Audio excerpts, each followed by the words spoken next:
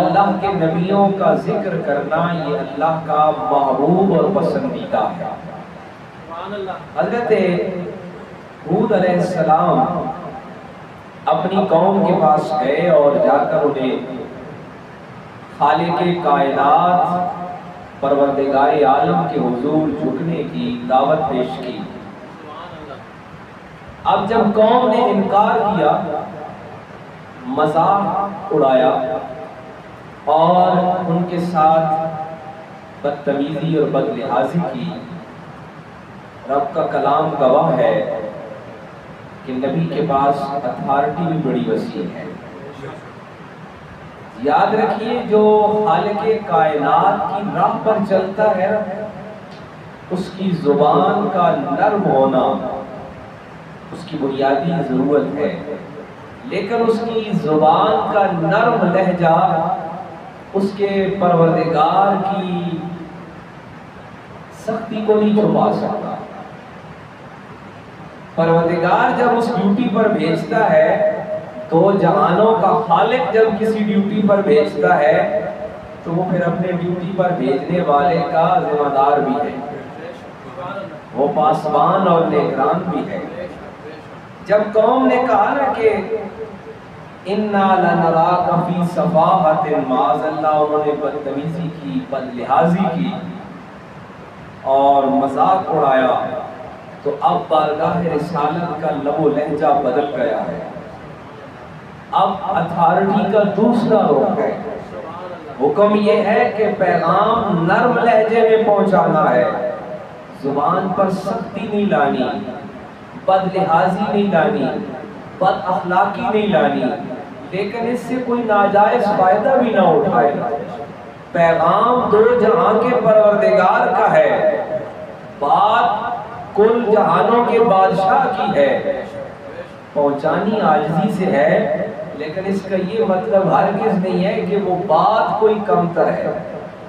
وہ بات تو دو جہانوں کے پروردگار کی ہے، بادشاہوں کے بادشاہ کی ہے، اور ساری مخلوق کے رزاق و فتاح کی ہے۔ اب جب بارگاہ رسالت میں بے ادبی ہو گئی نا، پھر اب لہجہ بدل گیا۔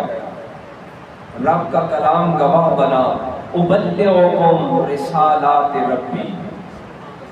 اب حضرت ہود فرماتے ہیں، سنو، میں اپنی طرف سے نہیں آیا ہوں، میں اگر تمہارے ساتھ نرمی سے بات کر رہا ہوں، لہجہ نرم رکھا ہے، الفاظ درست رکھے ہیں، اس کا مطلب ہرگز یہ نہیں کہ میں کمزور ہوں، مجھے بھیجنے والا کوئی معمولی نہیں ہے، وہ تو غنی عن العالمین ہے۔ اُبَلِّغُکُمْ رِسَالَاتِ رَبِّی۔ مفسرین کرام فرماتے ہیں کہ حضرت ہود نے پھر خبردار کیا کہ بارگاہ رسالت میں زبان اٹھانا، یاد رکھو یہ پالنے والے نے بھیجا ہے، جو تمہیں پال رہا ہے یہ اس کی بات ہے۔ اُبَلِّغُکُمْ، آپ فرماتے ہیں یاد رکھو میں تمہارے پاس بھیجا گیا ہوں بات پہنچانے کے لیے، میں آیا نہیں ہوں، اپنی مرضی سے نہیں آیا ہوں، میرا اپنا انتخاب نہیں ہے۔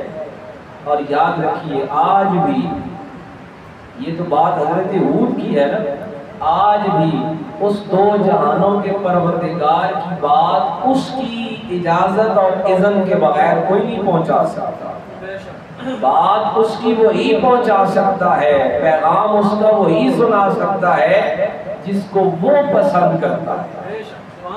اُبَلِّغُکُمْ رِسَالَاتِ رَبِّی، اور فرمایا میں اس کا رسول ہوں، اس کا پیغام پہنچانے والا ہوں، اور کس کا ہوں؟ ربی، جو پالنے والا، جس کا انسان کھاتا ہے اس کا لحاظ رکھتا ہے۔ رسالات ربی، فرمایا بدبختو بد نصیبو، اتنا تو لحاظ رکھو جو پال رہا ہے میں اس کی بات کر رہا ہوں۔ وَأَنَا لَكُمْ نَاصِحٌ أَمِينٌ، میں تمہاری طرف آیا ہوں اور میں نصیحت کرنے والا ہوں، اور دوسری خوبی یہ ہے کہ میں امانت دار ہوں۔ نبیوں اور رسولوں کی جو صفات رب کے کلام نے مجموعی طور پر بتائیں کہ سارے نبیوں میں موجود تھیں، ان میں سے ایک ان کی صفت یہ ہے کہ وہ خود نہیں آئے، وہ بھیجے گئے ہیں۔ جس طرح ہمارے آقا مولا کے لیے قرآن نے کہا نا کہ قد جاءکم برہان، تحقیق تمہارے پاس رب کی نشانی آ گئی۔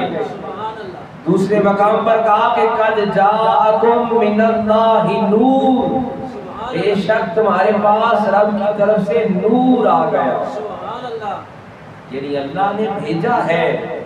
اور حضرت ہود علیہ السلام اپنی قوم کو بتاتے ہیں کہ میں خود نہیں آیا ہوں، مجھے بھیجا گیا ہے، اور میں اس کی طرف سے بھیجا گیا ہوں جو ساروں کو پال رہا ہے، رزق دے رہا ہے، رب ہے جو رب پالنہار کو کہتے ہیں، پالنے والے کو کہتے ہیں۔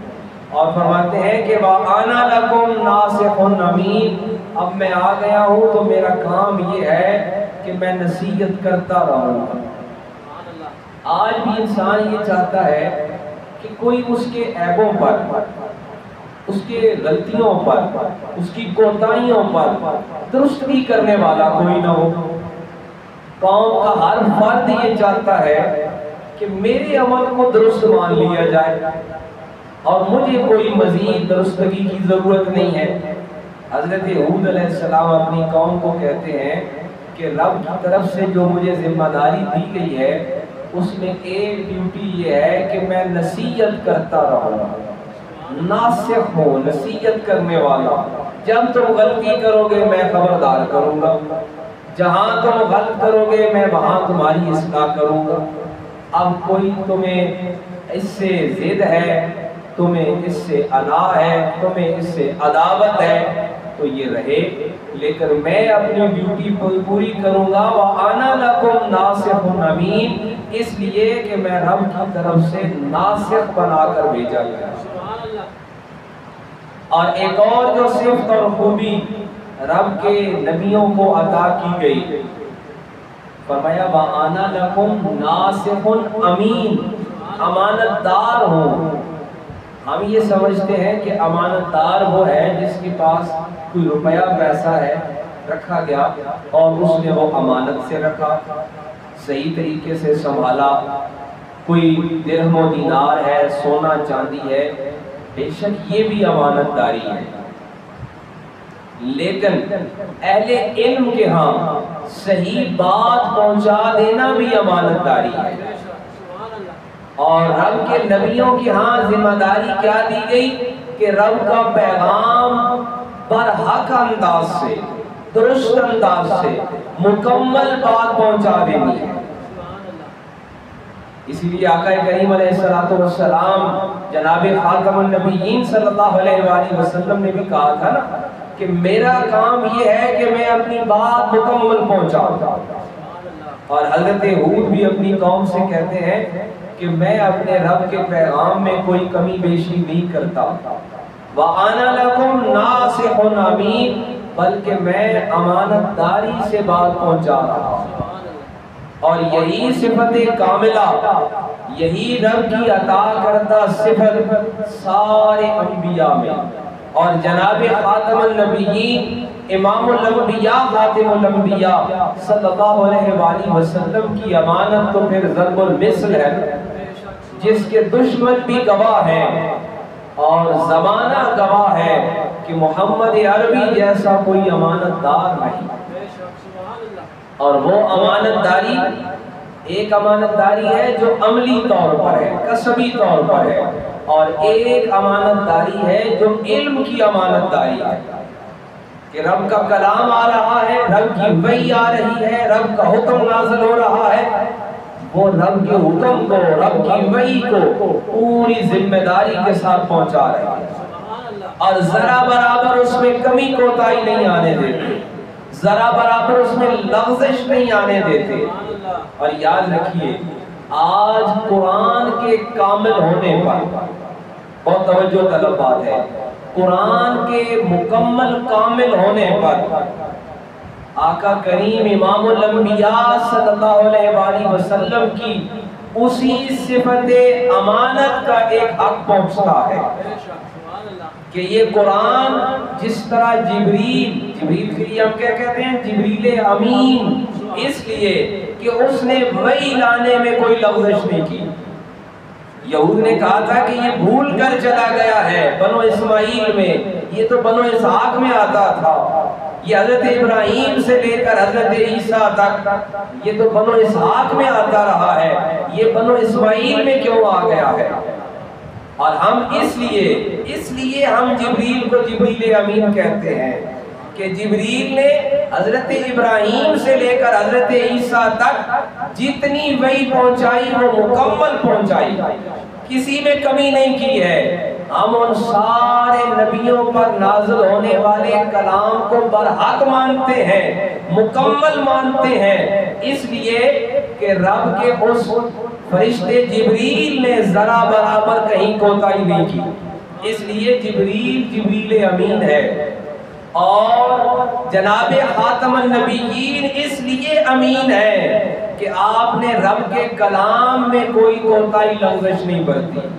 اور یہ 30 پاروں کا قرآن، یہ الحمد سے شروع ہونے والا والناس تک یہ قرآن، یہ آقا کریم کی امانت داری کا ایک عملی ثبوت ہے کہ جناب خاتم النبیین نے بغیر کسی لغزش کے، بغیر کسی شک شبے کے، ایک لفظ کی کوتاہی کے بغیر آقا کریم نے یہ کلام مخلوق خدا تک پہنچایا۔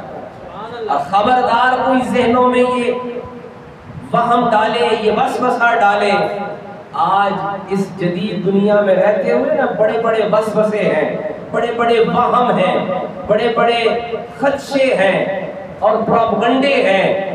یقین رکھیے یہ قرآن جو الحمد سے والناس تک موجود ہے، یہ آقا کریم علیہ السلام کی اس رسالت کی صفت امانت کا مظہر ہے، اور اس میں قیامت تک لغزش نہیں آنے والی، اور یہی آقا کریم کی ختم نبوت کا بھی ایک پہرا ہے۔ باقی نبیوں کی رسالت کا ہوا کیا کہ وقت گزرنے کے ساتھ ان کی کتابوں میں لغزش آئی، ان کی قومیں سنبھال نہ پائیں، اور رب کریم نے مہربانی یہ کی کہ اس قرآن کی حفاظت کا ذمہ خود لے لیا۔ اب قیامت تک اس کی حفاظت رب نے اپنے ذمہ لی ہے، لہذا قرآن شرق سے غرب تک، شمال سے جنوب تک، کوئی عقل مند سے عقل مند سائنسدان بھی اس میں لغزش اور کوتاہی نہیں لا سکتا، اس لیے کہ اس کی حفاظت رب نے اپنے ذمہ لی ہے، اور اس کی حفاظت، قرآن کی حفاظت، کتاب کی حفاظت، یہ دراصل آقا کریم کی ختم نبوت کی حفاظت کا حصہ ہے، اور آقا کریم کی لائی ہوئی اس امانت کی حفاظت ہے کہ آپ نے رب کا کلام پوری امانت داری سے پہنچا دیا۔ جیسے میں نے عرض کیا نا کہ جب ہم یہ کہتے ہیں کہ ہمارے نبی رحمت للعالمین ہیں، تو ہونا یہ چاہیے کہ جب ہم یہ کہیں تو امتی جو کہہ رہا ہے کہ میرا رشتہ اس نبی سے ہے جو رحمت للعالمین ہے، پھر ہماری زبان سے، ہمارے قول و کلام سے، ہمارے کردار سے اس رحمت للعالمین کی کوئی جھلک نظر آنی چاہیے۔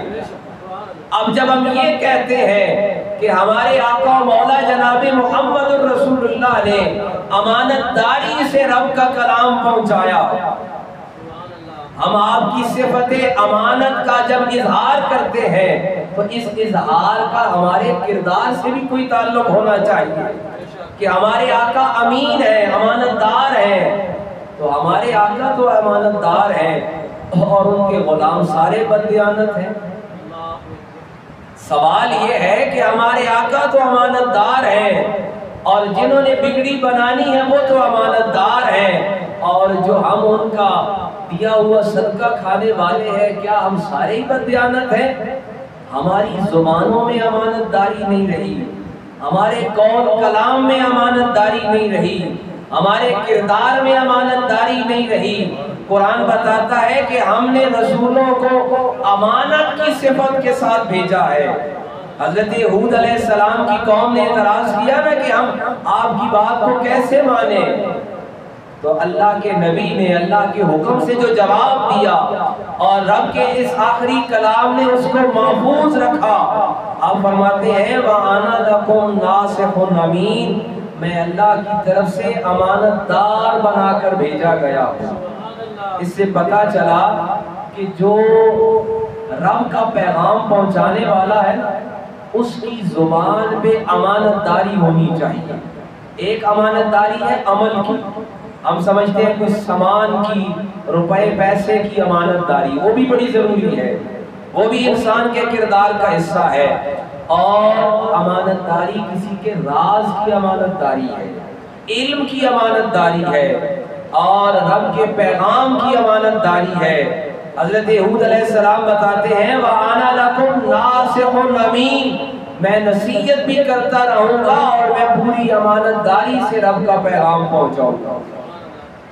أَوَعَجِبْتُمْ أَنْ جَاءَكُمْ ذِكْرٌ، اور انہیں کہنے لگے کہ تمہیں اس بات پر کیوں تعجب ہو رہا ہے؟ اب قوم کا اعتراض کیا تھا؟ وہی جو آج تک چل رہا ہے، آپ ہمارے جیسے، ہر نبی پر یہی اعتراض ہوتا رہا کہ آپ کی بات کیسے مان لیں، آپ ہمارے جیسے ہیں۔ حضرت ہود انہیں جواب دیتے ہیں أَوَعَجِبْتُمْ أَنْ جَاءَكُمْ ذِكْرٌ مِّن رَبِّكُمْ عَلَىٰ رَجُلٍ مِّنْكُمْ لِيُنذِرَكُمْ، کہ تمہیں اللہ سے ڈرانے کے لیے اللہ نے تمہارے میں سے ہی ایک مرد کو اپنے ذکر کے لیے چن لیا ہے۔ اور فرماتے ہیں وَاذْكُرُوا إِذْ جَعَلَكُمْ خُلَفَاءَ مِن بَعْدِ قَوْمِ نُوحٍ، اب کیونکہ حضرت ہود کی جو قوم ہے اس کو حضرت نوح علیہ السلام کے بعد کا مقام ملا ہے، اس کا زمانہ وہ ہے۔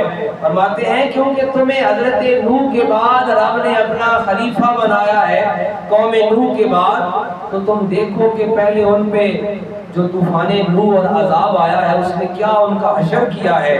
وَزَادَكُمْ فِي الْخَلْقِ بَسْطَةً، اور تمہیں ان کے مکانات اور باغات تمہیں مل گئے ہیں۔ فَاذْكُرُوا آلَاءَ اللَّهِ، اب تم ایسے کرو اللہ سے ڈرو، رب کا پیغام سننے کے بعد رب سے ڈرنے کا ارادہ کرو، لَعَلَّكُمْ تُفْلِحُونَ، تاکہ تم کامیاب ہو جاؤ۔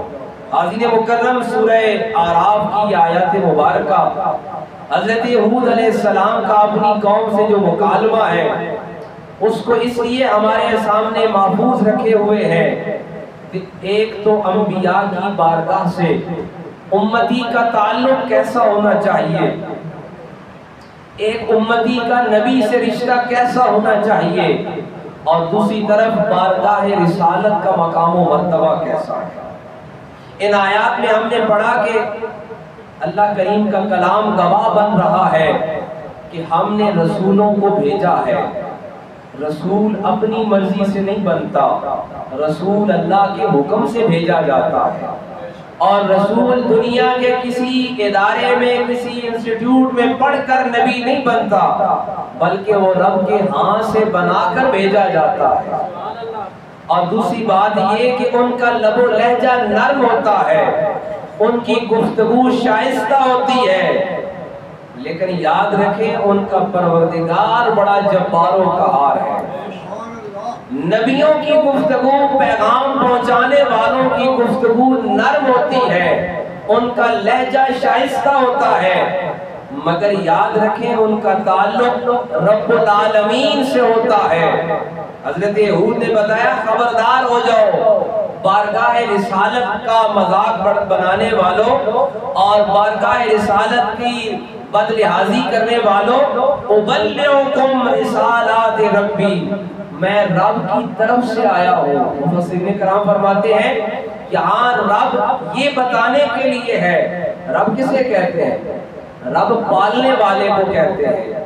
اے مخلوق خدا، تمہاری طرف اس کا پیغام آیا ہے جو تمہیں پال رہا ہے، تمہیں اس کا ہی احساس نہیں ہے کہ بات کس کی ہو رہی ہے۔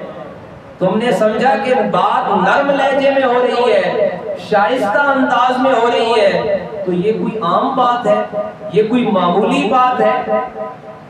آج ہم بھی یہی سمجھتے ہیں کہ کوئی نصیحت کی بات کرے نرم لہجے میں کرے تو ہم یہ سمجھتے ہیں یہ کوئی کم تر بات ہے، اس کے الفاظ پہ غور کیجئے، اس کی اس بات پہ غور کیجئے، لہجے سے زیادہ اس کے الفاظ پر غور کیجئے۔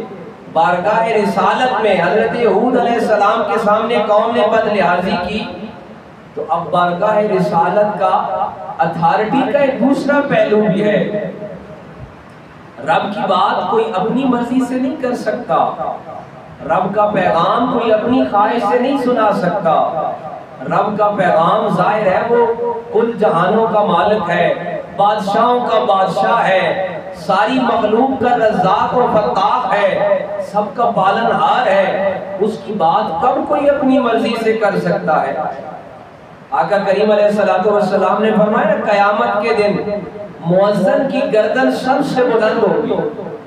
صحابہ کرام نے پوچھا یا رسول اللہ اس کی کیا وجہ ہے؟ آقا کریم علیہ السلام نے فرمایا تم نے غور نہیں کیا کہ وہ دو جہانوں کے پروردگار کا نام سب کو سناتا ہے، لہذا اس کی گردن قیامت کے دن سب سے اونچی رکھی جائے گی۔ اور بارگاہ رسالت میں جب لوگوں نے بد لحاظی کی، حضرت ہود علیہ السلام نے جواب دیا ابلغکم، میں تمہاری طرف بھیجا گیا ہوں، رسالات ربی، اور جان رکھو میں پالنے والے کی بات کر رہا ہوں۔ تمہیں پتا ہے کہ تمہیں کون پال رہا ہے، تمہیں رزق کون دے رہا ہے؟ تمہاری حیثیتیں تو اس قابل نہ تھی جتنا اس نے تمہیں رزق دیا ہوا ہے۔ اب بات جب پالنے والے کی آتی ہے تو انسان جس کے اندر ذرا برابر انسانیت ہو، وہ جس کا کھاتا ہے اس کا پھر گن گاتا ہے۔ حضرت ہود علیہ السلام فرماتے ہیں رسالات ربی وانا لکم ناصح امین، میں اس رب کی طرف سے تمہیں امانت کے ساتھ نصیحت پہنچانے آیا ہوں۔ حاضرین مکرم، سورہ اعراف کی یہ آیات ایک طرف ہمیں یہ بتا رہی ہے کہ امتی کا بارگاہ رسالت سے تعلق عاجزی اور نیازمندی کا ہونا چاہیے۔ حضرات صحابہ کرام کا کردار ہمیں یہ بتاتا ہے۔ حضرت سیدنا امیر حمزہ کا ایک واقعہ ہے کہ کسی نے ان سے کہا کہ یہ تو آپ سے چھوٹے ہیں، آقا کریم علیہ السلام کے بارے میں آپ دیکھیے امتی کا تعلق کیسا ہے۔ حضرت امیر حمزہ رضی اللہ عنہ کا رشتہ جو ہے کہ آپ چچا ہیں، اور جانتے ہیں کہ اس کے علاوہ آپ کا مرتبہ کیا ہے، آپ سید الشہداء کہلاتے ہیں۔ اور آقا کریم علیہ السلام کی محبت کا یہ رشتہ ہے کہ آقا کریم نے آپ کو مدینے کا ولایت کا والی بنایا ہے۔ صوفیاء کے ہاں جو مدینہ کی اجازت لینا چاہتا ہے وہ پہلے عہد میں حضرت امیر حمزہ کے پاس حاضر ہو۔ صوفیاء کا اور اولیاء کا طریقہ یہ ہے کہ بارگاہ رسالت میں جانے کے لیے ولایت مدینہ کے والی حضرت امیر حمزہ کو بنایا گیا، اور اولیاء کا طریقہ یہ رہا کہ مدینہ کی حاضری کے لیے عہد میں حضرت امیر حمزہ کی بارگاہ میں پہلے اجازت طلب کی جاتی ہے۔ حضرت امیر حمزہ کے سامنے کسی نے کہہ دیا کہ محمد بن عبداللہ تو آپ سے چھوٹے ہیں، اللہ اکبر، آپ نے تلوار نکال کر آواز دی، کیونکہ آپ قریش میں سب سے بہترین تلوار چلوانے والے تھے۔ آپ نے فرمایا خبردار یہ دوبارہ لفظ زبان پہ لایا، دنیا میں پہلے آیا ہوں، بڑے آپ ہیں۔ ادب اب امتی کا رشتہ ہے۔